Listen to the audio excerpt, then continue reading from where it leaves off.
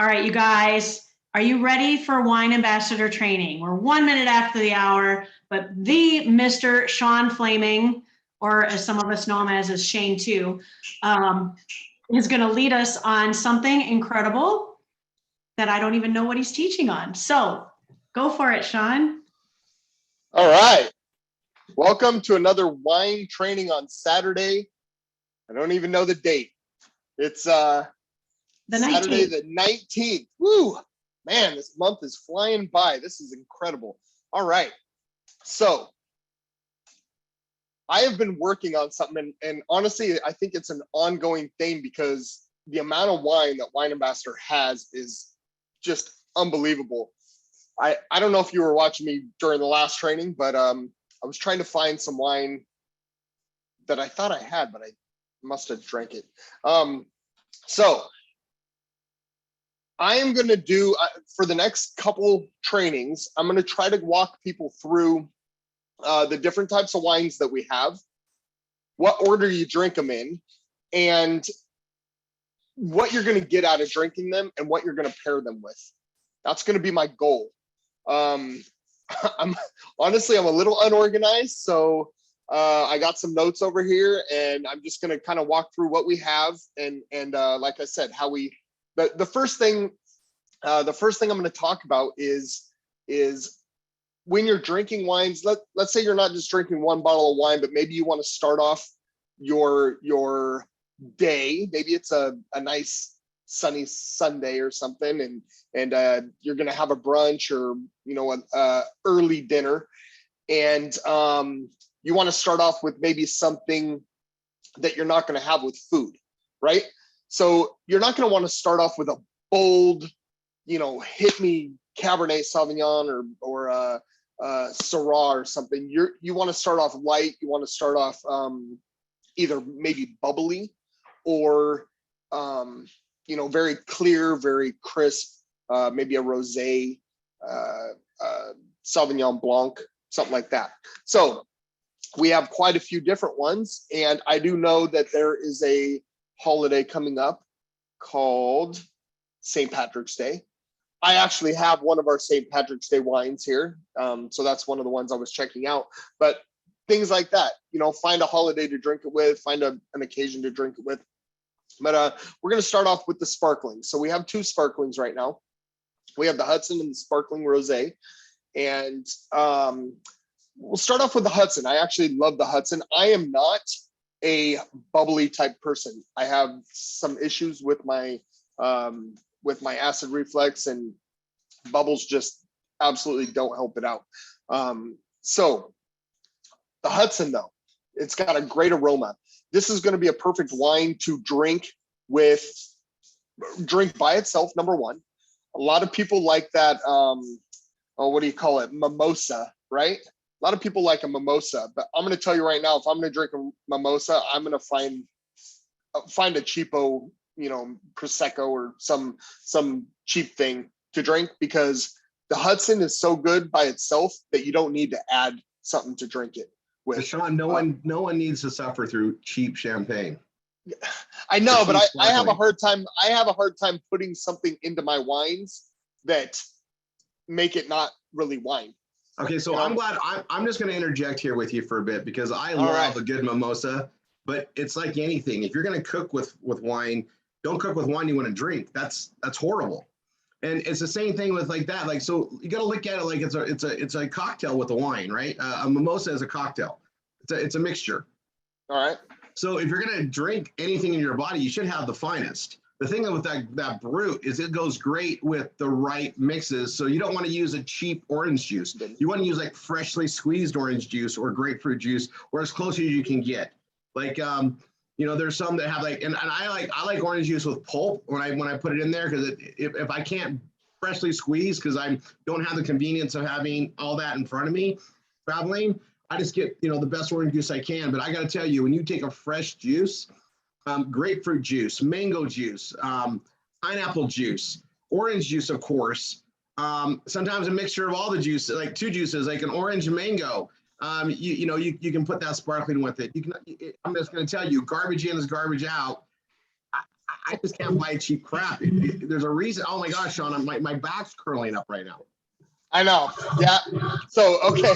So that is why I'm so passionate and why I love this group, this, everything here.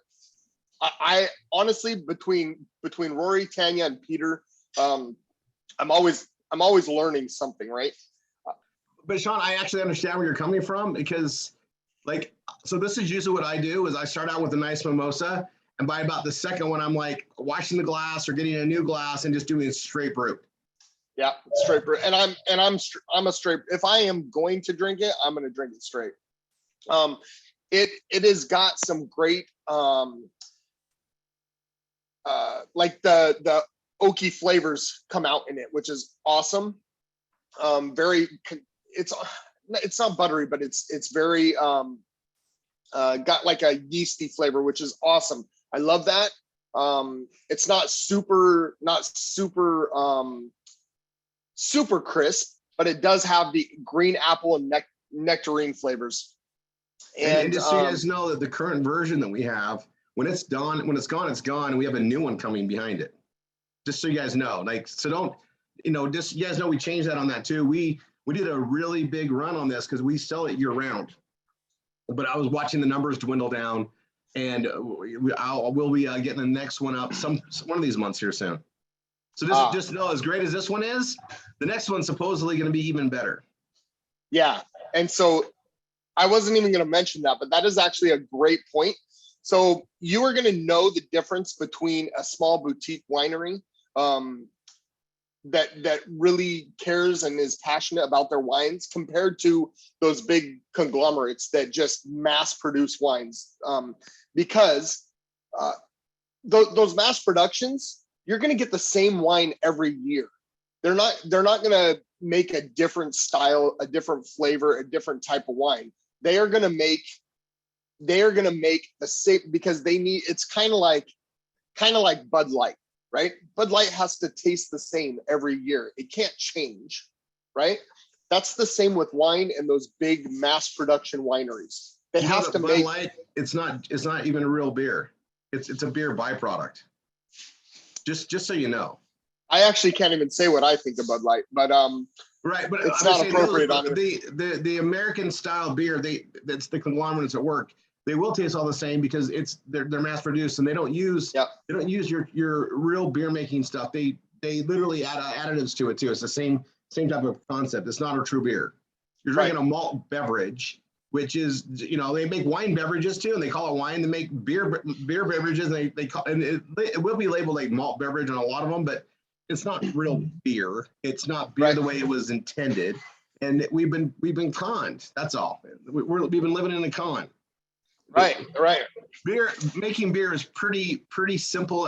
It's the hops. It's usually malt and a good sugar source. They use corn syrups and stuff that you wouldn't, like, if you knew it was in like a Bud Light, a Coors Light.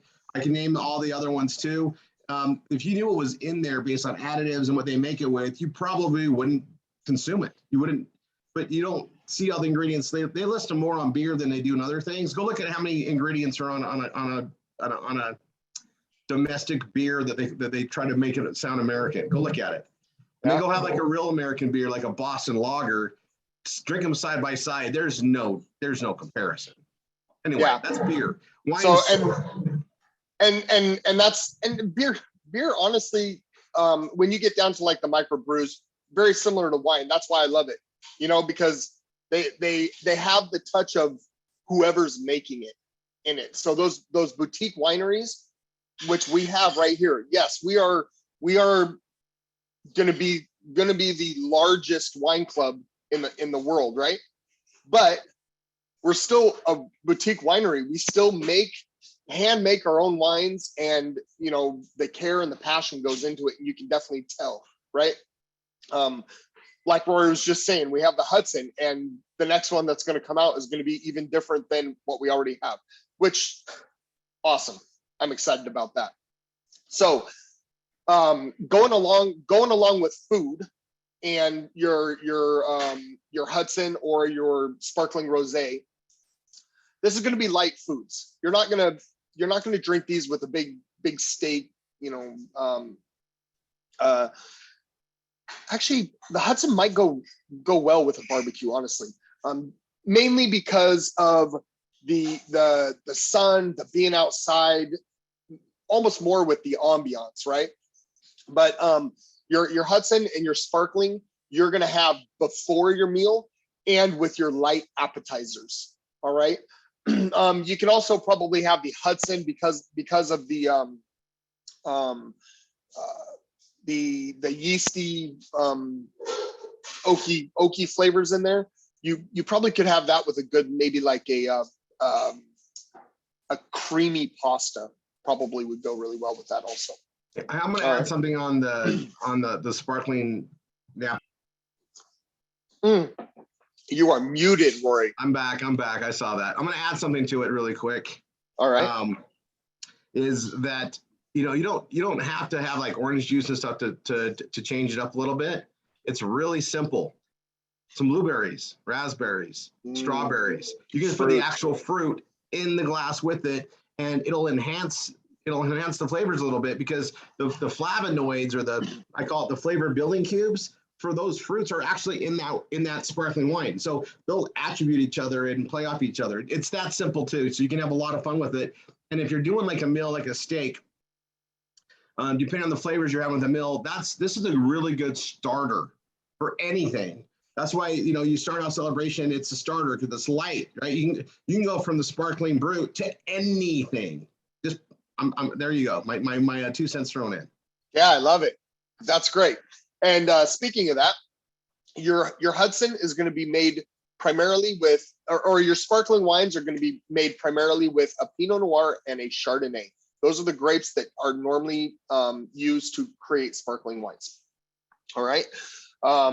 So let's talk about the rosé for a little bit, and then I'm going to go into opening a bottle. I know I've talked about this before, but we might have some new people on here, and if we do have new people, welcome to the training, and hopefully you get something out of it. But all right, so the rosé, same thing with the Hudson. All right, this is going to be a drink by itself, enjoy on the patio with friends, summer day, like a nice warm day. You're going to get a lot of great aromas from this one. You're going to get the red fruits. All right. And this one actually has a little sweetness to it, which is pretty awesome. I like the sweetness, especially, like I said, on a warm summer day. The acidity. Sparkling wines are pretty acidic, right? So this one actually balances well, because that sweetness actually meshes with the acidity. All right. So then when you're actually tasting it, you're going to get hints of strawberry, apricot, and watermelon. So those fresh fruits, right? And again, like Rory was saying, if you want to add something to your wine, add some of those flavors that you're getting, and it just brings it out, right? Strawberries in here would be wonderful. Blueberries, probably wonderful also. All right. So let's go into opening these. A lot of people are actually kind of scared of opening these, but you don't have to be. Very simple to open. You're going to remove this foil on here, and you always want to be safe about it. You never stand over the top and put your eyeball right there, but you always want to keep your hand on the top, and it's going to have a metal wire here. You're going to undo that metal wire, and you don't even have to remove the metal wire. You can keep it on there. If you want to remove it, you can, obviously, but you're going to keep your hand on top, and you're going to turn the bottle. You don't have to be pressing down super tight on this. Actually, just be holding it there lightly and turn the bottle, and that pressure from the bottle is actually just going to push that cork up. All right. And if you do it correctly, as long as 2 minutes ago your kids weren't shaking the bottle somewhere, trying to play a joke on mom and dad, when the cork comes out, it's possible to not even get a pop.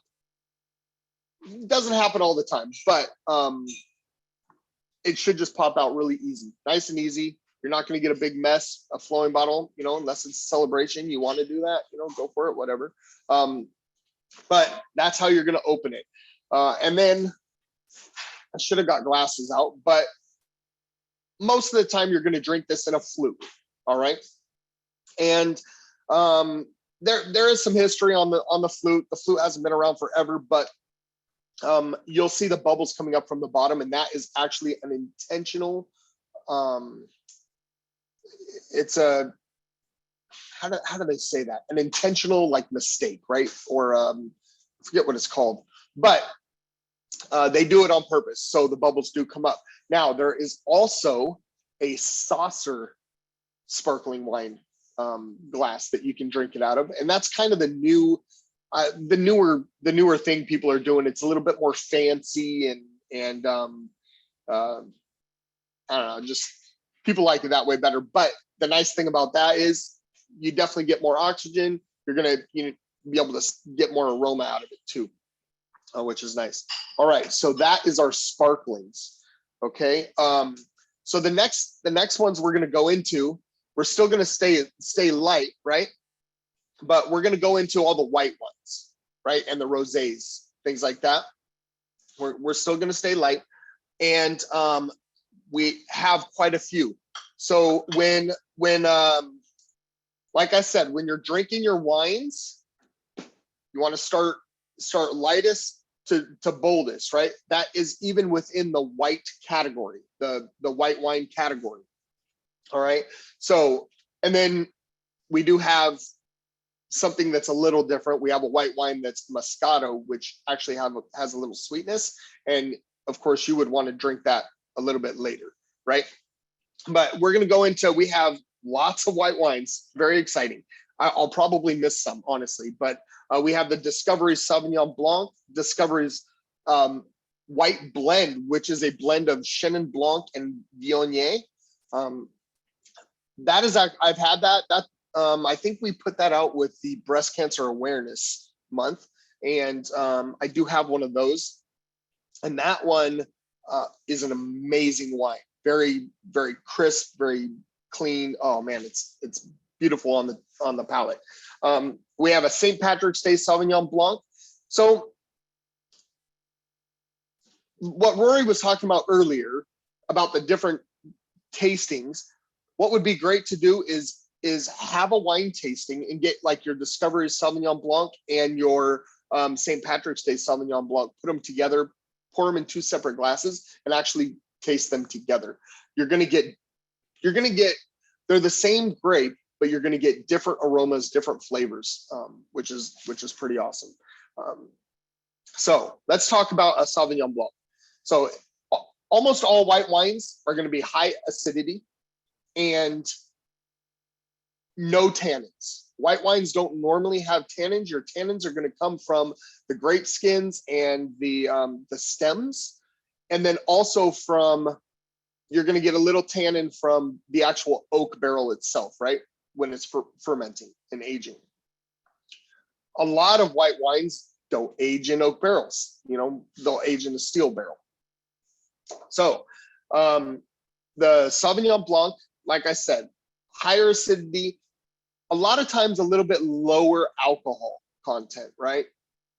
Lower, and when I say lower alcohol content, I'm talking like it might be 0.5% lower, 0.7% lower, something like that. And 0.2% of alcohol is actually kind of a big thing when it comes to tasting, right? But you're going to get crisp minerality with pear and pineapple. Pineapple, so it's going to be citrusy. So that's going to be, the pineapple is going to come from a warmer climate. So white wines normally you're going to find in cooler climates, white grapes, but when you start getting into those warmer climates, it's going to bring out the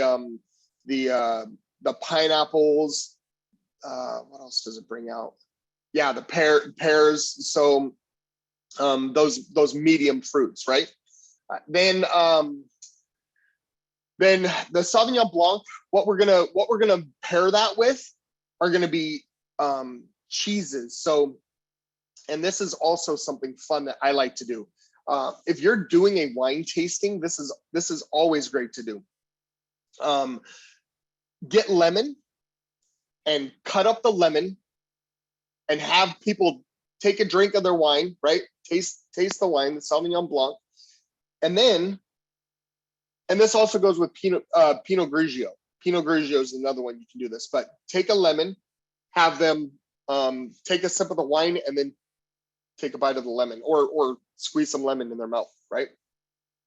100% going to change the flavor of that wine, the notes of that wine. It's going to be amazing, right? So that's Sauvignon Blanc. So now when we move on to the St. Patrick's Day Sauvignon Blanc, so that was the discoveries. The St. Patrick's Day Sauvignon Blanc is actually a medium to high alcohol, still going to have that high acidity, which will go really nice with a lot of like cheeses and like charcuterie boards. But the St. Patrick's Day, you're going to get tangerine flavors, orange blossoms, and the color of the Sauvignon Blanc, the St. Patrick's Day one, is actually going to be a little bit darker than your Discoveries one. All right, it's going to have a golden. It's not going to be as clear. It's going to have a golden color to it, which not quite to the Chardonnay type golden, right? All right. So let's see here. My notes. I got a lot of notes on this one. So in your mouth, you're going to get a long finish with this, and you're going to get hints of Granny Smith apples. All right. So, and again, because I say this doesn't mean that's what you're going to get 100%. You might taste something completely different. Again, another reason why I like wine, right? I love wine because everybody's got a different palate. Everybody's going to taste something different in there. And when I say like minerality and earthy notes, things like that, people are like, how do you figure that out? I took a wine class one time, and the instructor, he told me, he's like, how do you think I figured out that, a wine tastes like grass or, some sort of dirt or pebble rock? He literally told me to go outside and eat grass, to go lick rocks, to put some dirt in your mouth. Not something you would normally think about doing, but if your brain remembers those flavors, they'll remember what that tastes like. A lot of times you'll drink a wine and you'll taste something and you're like, what is that? And then you'll think, oh man, back when I was a child, my mom used to give me this, and that's what I'm tasting. Your brain will remember that. So it's pretty awesome. So with this Sauvignon Blanc, the St. Patrick's Day one, you're going to have this one with fruit and cheeses, and narrowing it even more down, goes with a nice Waldorf salad, right? So awesomeness. All right. So next is the Discovery Chenin Blanc Veonier. So that one, again, high acidity. Most of these white wines are going to be high acidity, and it's going to be very crisp, very dry. You're going to get the flavors of peach and marzipan. And this one is going to go perfect with a Thanksgiving dinner. All right. So Thanksgiving dinner, and honestly, I've done a lot of research on what wines to drink with Thanksgiving.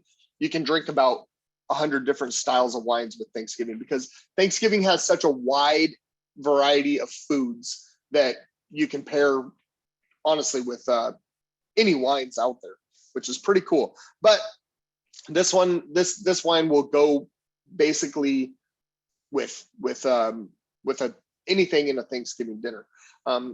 Red blends and white blends are always good with a meal like a Thanksgiving dinner also, because there's so many different varieties of food. All right, so we're gonna move on. So we have the Flyer Pinot Grigio. So before I move on to the tasting notes on that, the Pinot Grigio is, you might have also heard of as a Pinot Gris, Gris. same exact grape, kind of like a Syrah and a Shiraz, right? Syrah and a Shiraz, same grape, just different locations in the world. Pinot Grigio, same thing. It's the Pinot Gris grape, all right? So you can call it either one. There are some people out there that say Pinot Grigio is a different style, how they made the wine, a little bit different style, a little bit lighter, a little bit more crisp than the Pinot Gris. They say the Pinot Gris is more bold with added flavors from like oak and things like that. But the Pinot Grigio going to be high acidity. It's going to have a little bit lower alcohol than some of your bigger reds, right? And you're going to get in this one some different flavors, right? Jasmine, elderflower, grapefruit. So some of those tart, that's, you know, and the high acidity is going to hit there. This would be a perfect wine for some spicy food, right? That would be a great wine with that. The Sauvignon Blanc would be a good wine with spicy food also. All right, so again, almost all of these white wines, maybe not the higher like Chardonnays, but I think even those two are going to be perfect for a summer day, right? So you're going to get outside, you're going to have that. I don't know if you ever drank like a big bold red wine during a summer day. It actually kind of like, for me, kind of like bogs me down. I'm just like, oh man, this is actually hard to drink. You know, I'm having a rough time drinking this down. Switch to whites. A lot of people say, oh, I only drink red. Well, you know, these wines are amazing. Try them. You know, don't have a closed mind and only drink reds. At least try them and try them at different times. You know, try them in the summer, try them in the winter. You know, your weather is also going to change how the wine tastes and feels, right? So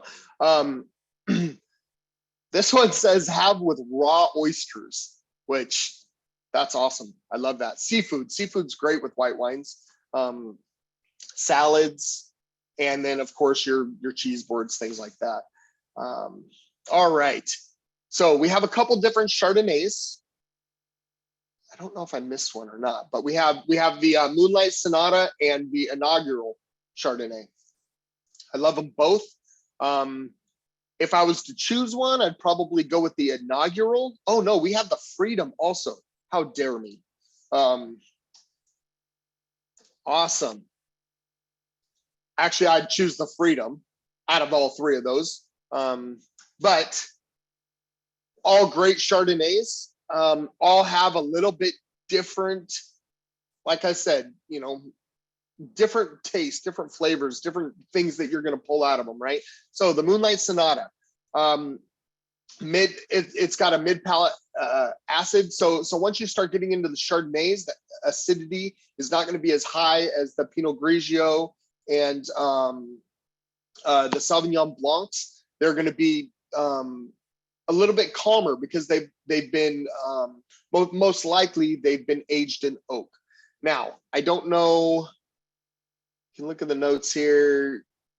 Yeah, I believe both of these definitely have been aged in oak. So the Moonlight Sonata, you're going to get a nose of apple orchard and whiskey barrel, right? So a lot of winemakers will actually use whiskey barrels to age their oak to get a little bit different flavor. The other way around also, a lot of whiskey places will buy wine barrels that are older and age whiskey in wine barrels. So pretty cool. You're going to get a lot of different flavors from it. And then that Moonlight Sonata is going to go wonderful with a baked brie. All right, a creamy cheese, some creamy cheese, right? And then you get the Inaugural. It's going to have honeysuckle blossom. That's going to be the nose, right? You're going to smell that, a field of honeysuckle blossom on a warm summer day. And then this is how I can tell that it's been aged in oak. You're going to get that honey butter biscuit, right? that's where that oak is going to kick in, right? And then you're going to get hints of lemon. So this is going to go great with goat cheese and stuffed dates, or dates if you don't want stuffed dates. But very cool. I didn't do any notes on the Freedom, but man, the Freedom, it's a very smooth, balanced Chardonnay. I like a balanced wine where it's not too acidic, not too tanniny.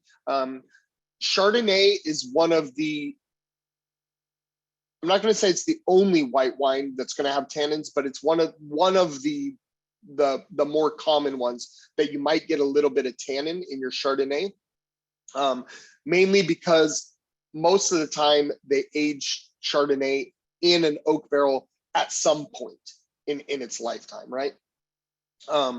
But nowadays they've been going away from that. A lot of wineries are trying to get a crisp Chardonnay, but these ones definitely in oak. So I love the Freedom Chardonnay. Wonderful wine. Now I'm going to move on. So I also want to point out, you notice the order that I'm taking you through, right? So we started off with the Sauvignon Blancs, the Pinot Grigio, the white, the blend with the Shannon Blanc and the Veonier. That's kind of the order you're going to want to drink these in. If you're going to have a tasting for people, that's how you're going to want to take them through. Once you get through those high acidic, not oaky wines, then you're going to get to the Chardonnay. So then the rosé, it's dry, medium acid. Yeah, so it's a little bit less acid. You could do the rosé probably before the Chardonnay, honestly. But we have the More Than Muse rosé. And another thing that I love about this wine group, we have More Than Muse. That's its own like little wine, like sister wine group over here, you know? So it's got all their own, you know, Cabernet Sauvignon, Pinot Noir. It's got the rosé. Is there a More Than Muse Chardonnay? I can't remember. But yeah, pretty awesome. And I can't wait till more of those come out. There is, right? Yeah, yes. Awesome. I got the yes, there is from Stacy. So I love that.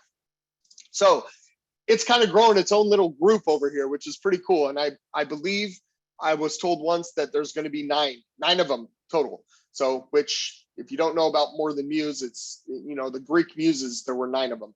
So little history there. So, all right. So we're going to talk about the More Than Muse rosé. So you're going to get on the nose, you're going to get roses and gardenias, and then in the flavors, you're going to get hints of strawberry and guava. So if you haven't had guava is an amazing fruit. Go out, like I said, remember the tasting thing that I was talking about, the minerality and the earthy notes, right? Well, same thing with fruits. Go to the store and just buy different fruits and taste them. And really, when you're tasting them, let them do what you do with wine. Let them touch your mouth. Let them touch all of your palate. You know, try to figure out all the different flavors that you're getting out of it. So then when you go to taste wines, you start really thinking about, oh man, I'm tasting this fruit. I'm tasting this fruit. But all right. Now, that being said, I'm terrible at this. I don't know if my taste buds are going or what, but it's not an easy thing to pick out what a wine has in it, you know? So, all right. So, and with that rosé, you're going to a zucchini carpaccio or a charcuterie board are good foods to put with that wine. All right. And again, it's a rosé, summer day, you know, just enjoy it. I haven't even talked about the white wines and the rosés in the fridge. So put them in the fridge. You want to drink these cold, right? Now, I always recommend put them in the fridge a half an hour before you're going to drink it. Or if it's been in the fridge for a really long time and it's super cold, take it out and let it sit for 25 minutes. You know, 20 minutes, 25 minutes, let it cool down a little bit. That'll be a perfect temperature to drink it. Now, If it's hot outside, you can put it in an ice bucket. If you put it in an ice bucket, you'll want to put some water in there, right? You don't want to just put it in ice. Put a little water in there, and that'll help it stay cold if it's a really hot day out. They also make, I have it back here. Wonder if I should show you. They make these bins where you don't even have to put ice and water in them anymore. They keep it cold. It's a metal. I think it's a double insulated metal container, which is pretty cool. They come out with new stuff all the time also. So I got to take a drink of water. All right. So I think, how are we doing on time? You're doing great. Doing awesome. Good stuff. All right. Okay, I talked about the More Than Muse Rosé. Have I missed any? Anybody think of any other ones I've missed that are white or rosé? Oh, I definitely haven't talked about the Moscato, but I'll wait on that. What else, Stacey? I told you I'm super unorganized. That's all right though. No, I'm just trying to think. I've been trying to listen while multitasking, as I always do, but yeah. You got the More Than Muse. You got I was writing down freedom, and then you said freedom. Yeah. Anybody else out there? Did you do the Priscilla? I did the. You did the Moscato. Oh, there's the Rosé. Ashley. There's the Ashley. Yeah. Moscato. Yeah. Those are all probably gone. They're probably out of stock. I have a few back here if you want some. I'm not a huge Moscato fan. Like they're out of stock completely, and you didn't cover the Pinot Grigio. And I did. Oh, did you? Yeah. Okay. Which Pinot Grigio? The Flyer? Oh, the Tanya. Holy cow. Naughty Sean. And also on the white wines, most people drink them too cold. And if it's a hot summer day, by the time you get out in the sun or all, it warms up a little bit. But the right temperature is usually after it's sat out of the fridge for about 10 minutes. Our fridges typically are colder than you want to have your wine. And if the wine's too cold, it doesn't release the flavors as much. It locks them in, kind of freezes them. So you'll notice that when you get it, you drink it. Yeah, it might be cold and refreshing, but you're not going to be getting all the value of the flavors coming out until you let it warm up just a little bit. That's all. That's right. That is right. I don't have any notes on the Tanya. Roy, tell us about the Tanya. Well, I know I think we have a new one coming out here soon anyway. We sold out the other one so fast. We don't even have any here. But the Pinot Grigio, our Pinot Grigios are so good, but you're going to have a lot of flavors in them. You're going to have the apricots and peaches and then some of your citrus notes, they blend. And I actually, this new one coming out, I'm trying to remember I don't know if I have a flavor profile on it, but I'll tell you this, Pinot Grigio is like my absolute favorite white in the summertime. Tanya likes the rosés, and the Pinot Grigio, but Pinot Grigio, I can drink so much of it because it tastes really good with your spring foods, like a spring salad or any type of like grilled vegetables, and a Pinot Grigio really pulls out those some great flavors. I can talk about Pinot Grigio like that for a bit. What do you got? I'm gonna read it. Tanya Rosé 2020. Ooh. I just opened my box. Yeah, that just came Tanya out. Rosé. Hey, my box is sitting right behind me. I got it yesterday. Not to brag. Okay, so I have the tasting notes up for the Tanya, which I'm excited about. Okay, so it says delicate notes of grapefruit and white flowers lead to rich and creamy flavors of pear and apple. Ooh, that sounds good. Okay, pleasant acidity. So, like I said, most whites have that higher acidity. Here's another fact for you. Most wines are dry. All right. A lot of people think that red wines are not dry. Wrong. Red wines are also dry, but most wines are dry, until you start getting into those sweeter wines, the Moscato. There's a few other grapes out there that are just a little bit sweeter, but this one, pleasant acidity. I love that, with just a hint of sweetness. All right. So this says you're going to serve it with antipasta. It's a salad. And a pasta. Yeah, salad. Yeah, that's Like right. a chopped salad, you know, Why, like why don't they just say salad? because we like to have these big fancy words. All right, and grilled shrimp with lemon. There's that Yeah. lemon. I'm telling you, do it. If you've never done it, drink a Pinot Grigio, and then take a bite of lemon. It will blow your mind. All right, it's unbelievable.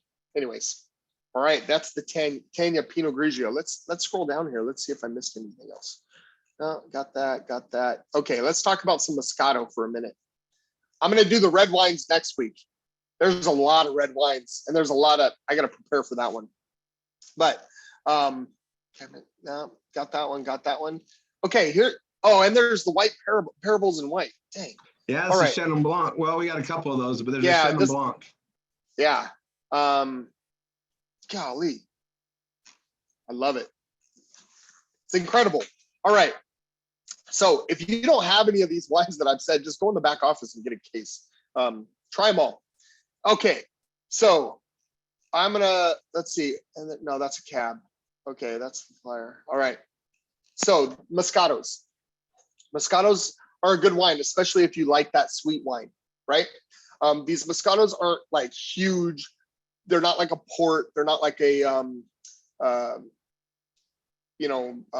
like an ice wine or anything like that. They have sweetness to them, but they're still a good wine to drink just by itself.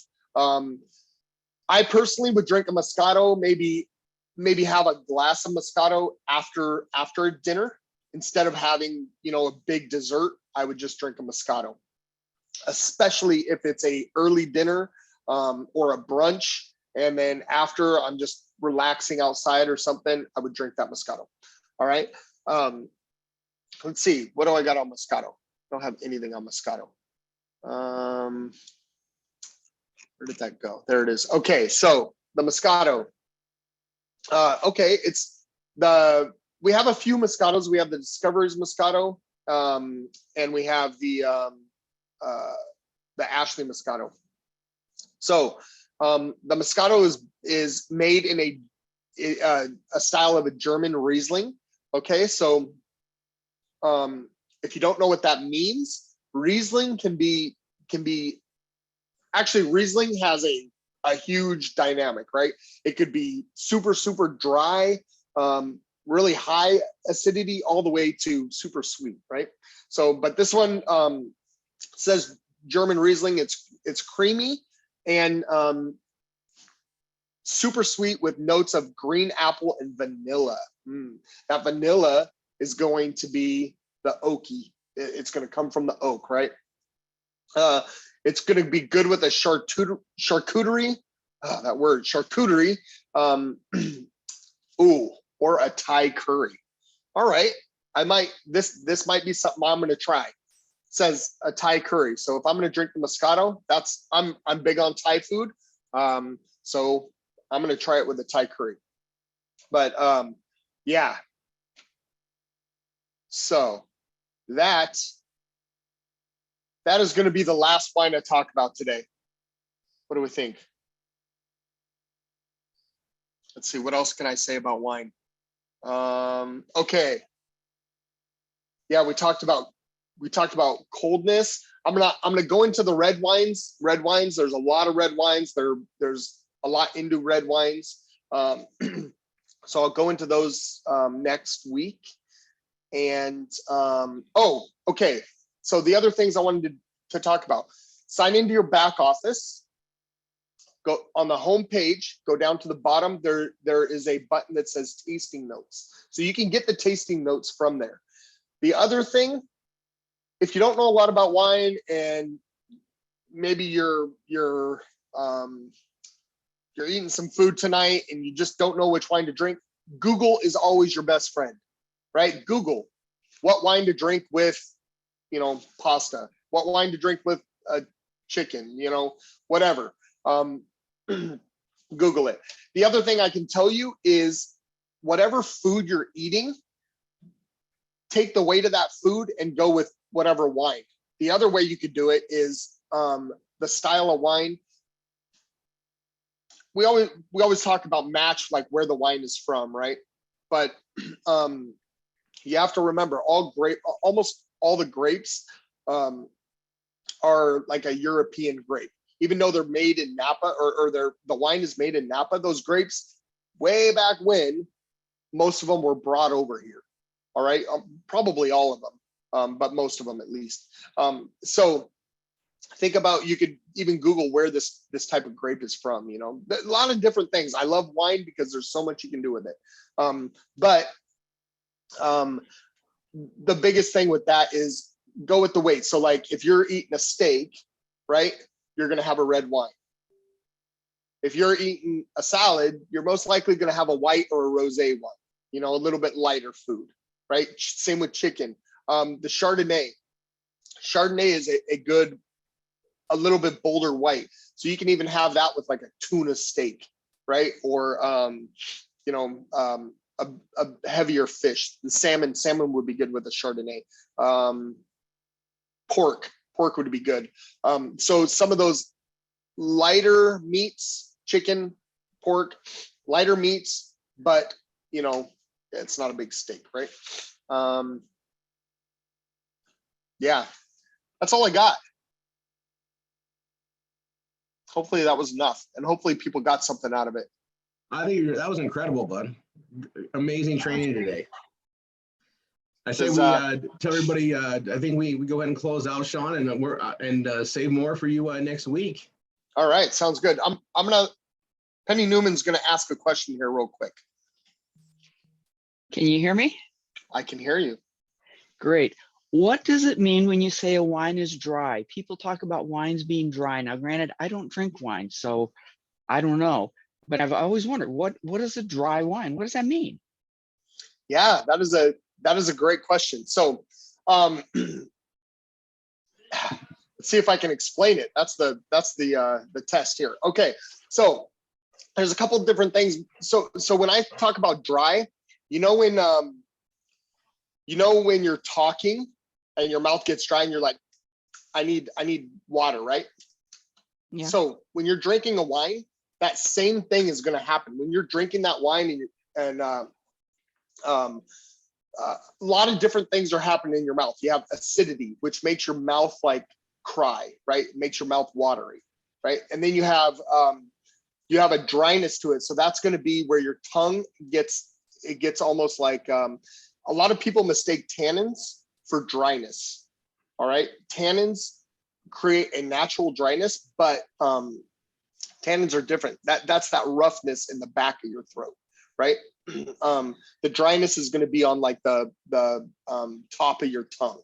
All right. And even a little bit on the top of your mouth. It's a big subject. Honestly, the palate is a big subject. There's different places in your palate, like sweetness, you're going to taste on the tip of your tongue. So that is a great test.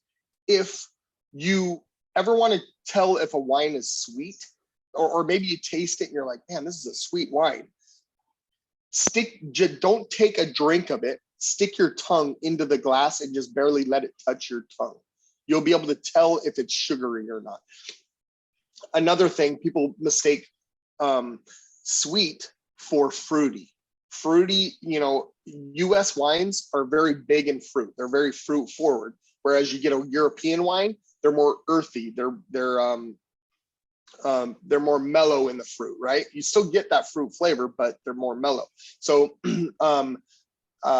US wines, the US, you know, they're big on sweeter and fruitier wines, right? So a lot of people think, oh man, this I don't like this wine, it's too sweet. Really what you're tasting is the fruit. You know, it's maybe a red fruit. Red fruits are sweeter, right? So it's a bold red fruit flavor, and maybe no sugar at all, you know.